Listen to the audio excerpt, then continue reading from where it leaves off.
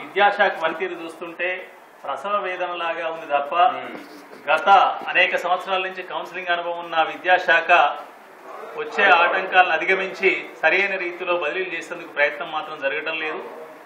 బుడదలో రాయేసి దాటిపోదామని చందంగా ఉంది తప్ప సరైన పద్ధతుల ద్వారా ముందుకు పోయే ప్రయత్నం చేయలేదు.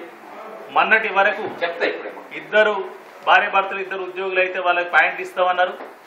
నిన్న కౌన్సిలింగ్, మొన్న రాత్రి 11 గంటలకు లేదు ఒకరికే అని చెప్పడం, ఆ తర్వాత నిన్న ఉదయమేమో కోర్టుకు పోయిన వాళ్ళకు కూడా కొన్ని అవకాశాలు కల్పిస్తానటం. ఈ రకంగా బదిలీ కౌన్సిలింగ్ ప్రారంభమైన తర్వాత అనవసరమైన ఉత్తర్వులు జారీ చేసి బదిలీ కౌన్సిలింగ్లలో చాలా గందరగోళాలు సృష్టిస్తుంది.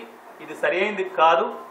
ఒకేసారి ముందుగా ఆలోచించి అన్ని క్లారిఫికేషన్స్ ఇచ్చి డిఓలను కూడా సరైన అవగాహన పెంచి మంచి పద్ధతిలో కౌన్సిలింగ్ చేసే అవకాశం ఉంది.